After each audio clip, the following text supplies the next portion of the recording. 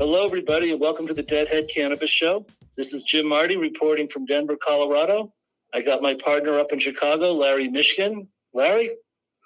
Jim, hope you're doing well today out there in Denver. Everything here in Illinois is going just fine, kind of overcast. We're definitely swinging into fall season, but I do have to say that I'm a little more accepting of it now because on Saturday night, I got for me what is the closest thing to a live music experience in the midst of all of this craziness, and that is, for better or for worse, and I don't take a position on that, Big Ten football return. So I got to watch my beloved Wolverines of the University of Michigan go out and beat up on Minnesota, and it was, thank goodness, at least some things of the fall had returned to normal, if even just for a moment, because apparently some of the schools are already announcing that they've got COVID problems, and nobody knows how long the season is going to go on. But for at least one Saturday night, I had a chance to watch a little college football, and it was very nice. Yes, I've been enjoying college football on the last few Saturdays, and the pros on Sunday. It's very good to have football back. Very good indeed. Yep, and as long as they can stay healthy enough. Although I'll tell you, I'm in a fantasy football league with the NFL. And whereas before, you always had to get worried if somebody, got hurt in a game. Now, right up until kickoff, we're all looking for the team to post their list of the current players who have been tested, and whether anybody's going to all of a sudden at the last minute be pulled out of a game. So it brings a whole new element to fantasy football as well. But it is what it is, and we all learn to adapt and live with it, I guess. Speaking of fall, we're only a few days away from Election Day. And we are. I think 5 or 6 cannabis initiatives on the ballot. There are some cannabis initiatives that are out there. And yes, Election Day right around the corner, although I will say, strictly as a matter of noting compliance with my civic duty and for no other reason, I did go out and vote today. I was an early voter, much to my wife's insistence that I go do it to make sure so you don't get stuck in a long line on Election Day. And I have to tell you that the location that I went to, I basically walked in and voted and walked out. So, made it very easy. Of course, it's also nice to recognize the privilege that I have of living in a neighborhood where I can walk in and walk out and vote like that. But either way, it was nice to vote. It was nice to see the system operating, and luckily there was no disturbances of any kind out in front by anybody, one way or the other. It was just a nice, very quiet day, and if there wasn't a sign there, you wouldn't have known it was a polling place. So I would certainly encourage everyone to go out and make sure that you exercise your right to vote this year. It's all very, very important, regardless of what side of the fence you fall on. It's just more important to vote, and we hope you all will. Having said that, in certain states, the right to vote becomes very, very important, especially if you are a fan of marijuana, either as a consumer or as a person who's looking to jump off into the cannabis industry. We start off with Montana, and Montana has an adult use bill up. It's Montana Bill I-190, which would legalize, regulate, and tax marijuana in Montana. It has officially qualified for the November ballot. And then they also have a second measure, which is Montana Measure C1-118, which would allow the minimum legal age for marijuana to be set at 21.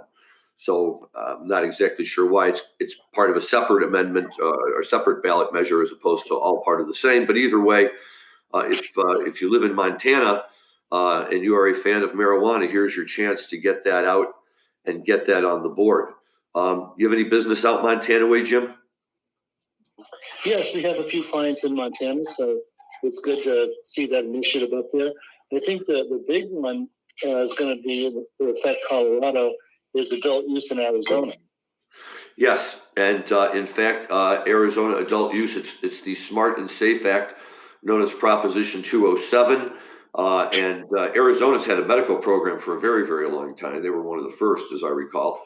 I know that they've had fits and starts trying to get an adult use program off the ground, and it looks like they may finally do it this time. I understand that it's a fairly popular amendment out that way. I think that people have seen over a period of time with the medical program that they've had that it's legitimate industry. There's a lot of money to be made, very good for employment, and for all the other societal issues that you and I have covered a number of times when discussing the benefits of cannabis.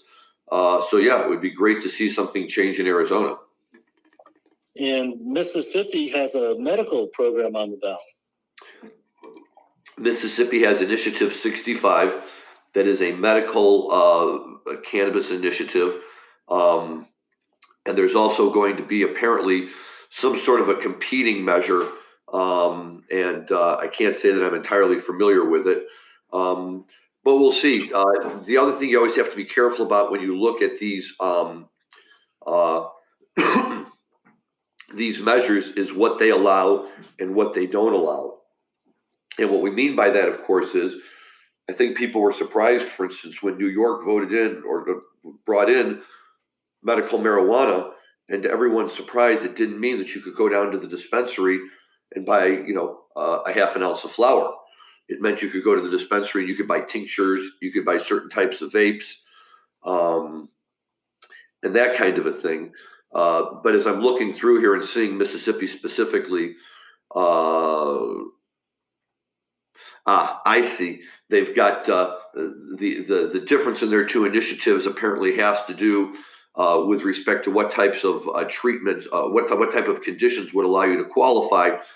And whereas their Initiative 65 lists up to 20 specifying conditions, which allows an individual to possess up to 2.5 ounces of marijuana, taxed at 7%, Alternative 65A instead would restrict smoking marijuana to terminally ill patients, require pharmaceutical grade marijuana products and treatment oversight by licensed physicians, nurses, and pharmacists, and leave tax rates, possession limits, and certain other details to be set by the legislature. So that's obviously a much more restrictive version, not entirely unsurprising, especially in states that tend to be a little more conservative on the cultural side of things. And certainly Mississippi would fall into that category. Jim, my problem with this always has been, and this is one of the things I think that Illinois, more or less has done right and is expanding over time with it. If you're going to recognize that there's medical benefits to marijuana, even for a group that's terminally ill, how can you not then go ahead and recognize the benefits, for everyone else? In other words, can we really be that selective and say, we're going to approve it, but only if you're terminally ill? So if you have really bad Crohn's disease or really bad PTSD or really bad insomnia or, whatever the case may be, you're out of luck. But if you're terminally ill, hey, guess what? The good news is you can get light pharmacy grade marijuana. Right. So I agree completely. You still have states like Minnesota and Louisiana who have medical programs for years now, but they don't allow smokable flower. Right. And I think it just gets to the point where it seems silly. That's like splitting hairs and saying, well, we're going to, and quite honestly, I'll tell you what exactly comes to mind right now is our old friend Bill Clinton's infamous, I didn't inhale, right? Either you're doing it or you're not doing it. And if you're doing it, then just say you're doing it. None of this, well, we're doing it, but only for very, very sick people. But I'm not there, so nobody asked me. However, if you live in Mississippi and you're registered to vote, you will have an opportunity for your voice to be heard on this issue, and would, again, strongly recommend you go out. New Jersey has an adult use legalization amendment on its ballot this year. And New Jersey has tried over the years to get adult use up and running, and as of yet has not been successful. But I know that, and you may have heard more about this than I, Jim. I know there's been at least an informal, if not much more formal, competition between New Jersey and New York State to see who can get to adult use first, because whoever does will be pulling all the residents of the other state across. That's not the East River. What is that? The Harlem River on that side of the island, between New Jersey and Manhattan, whatever it is, right? They'll either be going from New Jersey to New York or New York to New Jersey. So New York State does not have anything on the ballot this time around, but New Jersey does. So we'll see if they can get something going there. Oh, I think adult use will pass in New Jersey, but that's why I was saying Arizona has implications for Colorado, because down in the Four Corners area where Colorado, New Mexico, Arizona, and Utah all come together, right? A lot of cross-border traffic from Arizona, since there's adult use dispensaries right on the border there in Colorado. That's interesting. Years ago, when I was driving home from California, a friend of mine and I went out of our way to go to the Four Corners just to take some pictures there. And at the time, it was, pretty much dry and dusty as far as the eye could see, except for the little plaque right on the point where the four states all met. But I could just imagine going down there now with some states that have adult use and other states that don't, and literally being able to step from one to the other and do what you want to do. But that's very interesting. Another state, Jim, that's that has both a medical and an adult use initiatives on their ballot is South Dakota. The medical is initiative measure 26, and the adult use provision is what they're calling Constitutional Amendment A. And again, this is also very nice to see. South Dakota politically tends to run a little bit on the conservative side. However, it is the annual home to the Sturgis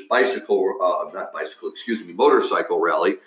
And, I think it's probably a pretty safe guess to say that at the Sturgis event every year, a certain amount of marijuana is consumed by the participants. Yes. It'll be interesting to see how the House and Senate go at the federal level, to see what kind of marijuana initiatives will be coming through in 2021. I do think we will see some federal legislation to normalize cannabis at some level, but we'll see what happens next Tuesday. So, well, we will, and but again, as you and I have often discussed, I don't really know that it matters which party is in power as far as these measures are concerned, with the only exception being, who is the president of the Senate and who controls the flow of what the Senate does and does not consider. Mr. McConnell, for whatever reasons, has chosen not to make certain bills to bring them to the Senate to the Senate floor for voting. And this is not designed to be a discussion on McConnell, other than just to note that, as the gatekeeper, if you will, he decides what the Senate will consider. And up to this point, he hasn't shown a tremendous amount of interest to do anything with marijuana. It's not to say that he's opposed to it, and at the right opportunity, he might very well do it. But it'll be interesting to see. I don't happen to think that he's in particular jeopardy of losing his seat this time around. So, the bigger issue will be whether or not the Democrats can get control of the Senate. But, Jim, I'll be the first to say, I tend to lean more to the left. I'm not so sure that will become an immediate Democratic priority either. And it's one of those things where after, if they were to retake power, I'm not so sure that they would immediately default to, well, let's get marijuana taken care of. I'd like to think that they would, but we just won't know, right, until we see, which particular legislators are elected to both houses, and what everybody feels about that. But certainly, what we can all do in the meantime, as we say here, is we can only control what we control. And when you're in a state that has voter measures that allow you to bring medical or adult use marijuana into your state, then it's got nothing to do with the legislators. It's got everything to do with the citizens. And if you don't go out and vote for it, it's not going to happen. So, I would say that for all of our friends out there, regardless of red or blue, Trump or Biden, conservative or liberal or whatever it is, if you enjoy a nice marijuana joint or edible or whatever it might be at the end of the day or on the weekend, or if you go out on a Saturday night, for God's sakes, please get out and vote for these initiatives, and let's get this thing moving across the country. Attention Cannabis podcast listeners. You can now listen to your favorite cannabis podcast ad-free with the MJBulls mobile app. Just download the free MJBulls mobile app to your smartphone to start enjoying cannabis podcasts with no commercials. Go to Apple Apps or Google Play to get the MJBulls Cannabis Podcast app today. Yeah, let's hope it's a big sweep for cannabis next Tuesday. Like you, I already voted, and the big issue I had to agonize over and call my friends for help on is there's an initiative to reintroduce the gray wolf to the Colorado mountains. It's been extinct. It was made extinct by the ranchers and farmers because it preys on cattle. And now there's a movement to reintroduce the gray wolf. So I had to agonize over that. I've got friends on both sides of that issue. Sure. Ranchers don't want it. Environmentalists do. So keep your eye on the Gray Wolves Initiative in Colorado. See what happens there. Well, Jim, I think that's a classic example of, local issues that the rest of us obviously don't know about.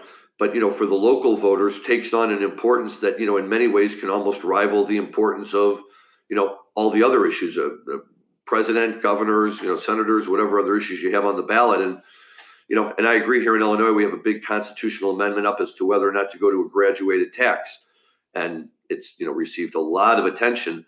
What I like about it is it's become so politically charged that it seems like it's going to be a real magnet to drag voters out because everybody has an opinion on it one way or the other. And I kind of like that, when you have some good local issues that kind of reinvigorate the voters and hopefully drive up the numbers of people who head out to the polls. Well, yeah, Illinois has a reputation of being a high tax state, doesn't it? We do indeed. Yes, that's to try and sit here and talk Illinois finances, Jim, I think would be a pardon the pun taxing issue, even for a guy as well versed in that area as you. And for a guy like me, it's beyond my comprehension. But we live here and we persevere and move forward. And now we have adult use marijuana, and if it's just numbing the masses, that's okay because we all feel a lot better about it.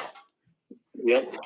We'll switch it over to music. Yes, sir. We want to talk about the new David Byrne music video documentary that Spike Lee produced. Yes, American Utopia, and we mentioned this briefly in our last show, and indicated to everyone we would be talking about it today. So hopefully people have had a chance to view it since then, and if not, don't panic. It's on HBO, and I don't think it's going anywhere for a while. But I don't know about you, Jim, but I definitely consider it must-see TV for anyone who fancies themselves any kind of a musical aficionado of a time period from, say, the mid-1970s, really right up into the present, because that's just how diverse David Byrne is and this presentation is. Would you agree with that? Oh, yeah. What a treasure he is. And they would say an American treasure, but I believe he was born in Scotland. And I think that's correct. Great songs, a lot of talking head songs, a lot of solo work on this record. And his voice really hasn't changed, even though he's well into his 60s. Correct. Yeah, his voice is great. His energy was tremendous. But what's the most amazing thing about this show to me is the way it's choreographed. And without really spoiling anything for anyone who might watch it, and in fact, hopefully enticing a few more people to check it out, unlike a typical performance where you have the band and the band is set up and the musicians play, and then you might have singers and dancers and everything else, in this show, everybody is everything. And what I mean is that there are musicians, but nobody sits still. Nobody stays in a particular spot. It almost resembles like a college football marching band in the sense that All the people are wearing their instruments or carrying them, and they're all in part of the choreography. So they're all moving around the stage into various locations. And it's very, very hard to believe that all of the music you're hearing is coming from this moving group of people. And in fact, I recall the stage bill when we saw it, even went out of its way to put a line that says all music is being played by the performers on the stage. And it's absolutely amazing, because you so busy watching the numbers and the way that everybody's moving that you forget for a minute that they're also playing music and doing a tremendous job of it. Right. Well, David Byrne was always known for his eccentric dancing with the Talking Heads. He'd be running around the stage, and it's almost like the dancing in this documentary is an extension of his type of eccentric dancing.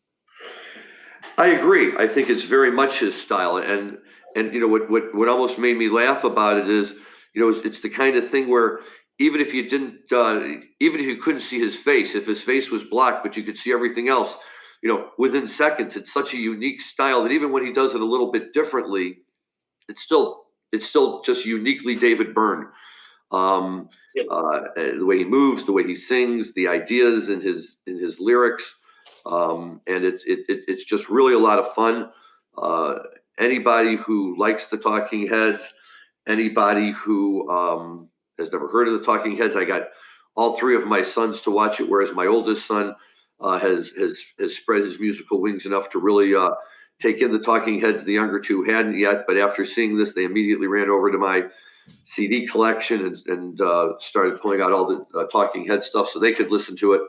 And why not? It was great music when I started listening to it my freshman year of college in 1980, which was already a couple of years late in terms of getting on the Talking Heads bus.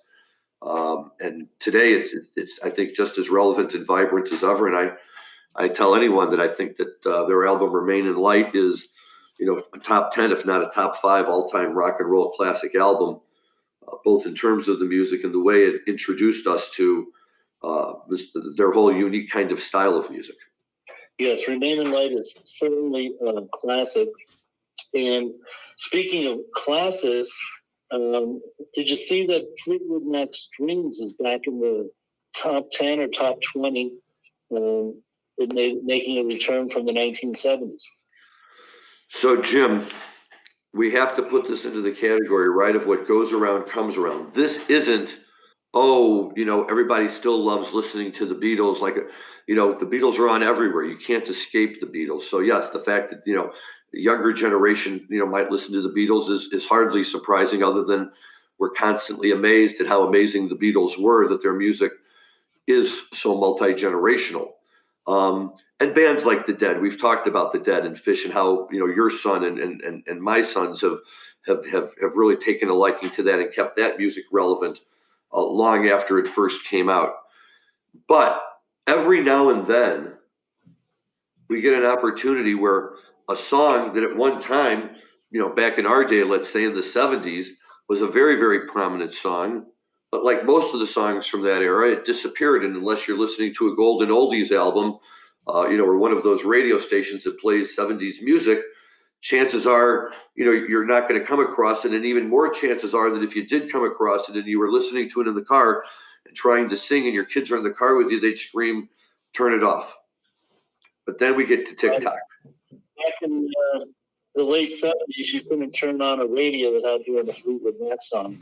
That's true. The reason that it's got a revival is through TikTok. Right. So there's a young man on a skateboard in Iowa who lip syncs that song while he's drinking a quart-sized bottle of Ocean Spray cranberry juice. And it's become such a phenomenon that everyone's trying to recreate his TikTok video, including Mick Fleetwood, and so is Stevie Nicks. So just for listeners who may not be old enough to know about this, or for listeners who are old enough but just don't necessarily recall all the details, the song Dreams, which I believe was on their Rumors album, was a #1 single, and on the Billboard Hot 100 that was dated October 17th, 1977. At some point thereafter, it dropped back down, and then eventually fell off the charts sometime towards the end of the year. It is now back to number 21 on the Billboard Hot 100. 35, 40 years later, here we are. And it garnered its best ever weekly U.S. streams and download sales of 13.4 million streams, which is up 54%, and 22,000 downloads, which is up 197%. But that just makes me laugh, Jim, right? Because in our day, the radio was it. Nobody was streaming. Nobody was downloading. You either went to the record store and bought a record and came home and played it on whatever stereo system you had, or you listened to the radio all day hoping that they would play it. Right. Well, listen, that is just fascinating. And, it's nice to be an aging baby boomer and seeing a renaissance of the music we grew up with back in our college days. We're coming to the end of our time. So, Larry, is there anything else you'd like to touch on today? Well, I think one last thing that we would be remiss if we didn't mention, because it really does touch just about everything that you and I stand for. But there was a release the other day that I happened to come across, that there is a new Jerry Garcia branded cannabis line that is coming out next month. It is Garcia Handpicked is the name of the brand.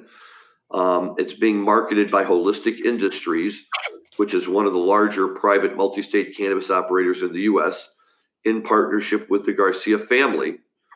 And the goal, of course, is to honor the legacy of Jerry, who passed away in August of '95. His daughter, Trixie, was behind this whole thing. And Jim, you may recall, and hopefully some of our listeners do as well, a while back on our show, one of our guests was a gentleman named Rob Hunt. Rob is both a lawyer and very actively involved in the cannabis industry. And for a period of time, he was working with an investment group that had reached out to the Garcia family about the possibility of coming out with this type of brand. And he had mentioned his involvement with Trixie and all of that. The good news is that we actually have Rob Hunt coming on our show again, either next week or the week after. I apologize, I don't recall which one, but if you go to our website at mjbulls.com and check out the Deadhead Cannabis site, you'll see exactly when. And this will give us something to talk to Rob about, because my guess is he knows one or two of the people involved in all of this. And of course, anytime somebody like Jerry, who to all of us Deadheads, didn't just epitomize psychedelic music, but epitomized the substances that we all took that accompanied the psychedelic music. And, for him to put his brand on anything, makes any Deadhead have to stop and take notice for a minute. So, I'm sure over time we'll start to get reviews back about the quality of it. And it always makes me a little nervous, Jim, because, I'd hate to see a product with Jerry's name on it not live up to itself. Right. I'm sure it will if the Jerry Garcia estate has anything to do with it. They always do a good job with his CD releases. So that's true. Well, that's very true. So we'll see, but we'll have more on that as we get reviews in and talk to people who have had an opportunity to try it, and certainly pass word on about that, because how can this show be anything other than totally supportive of a cannabis brand honoring Jerry Garcia? Very good. Well, I think that's it for this week's show. This is Jim Marty saying over and out from Denver, Colorado. Jim, once again, always a pleasure spending time with you, talking about our favorite subjects. To all of our listeners, I hope you have a good week. Stay safe, stay healthy. Please, please, please go vote and enjoy your cannabis responsibly. Talk to you next week. Okay. Over and out. Bye, everybody.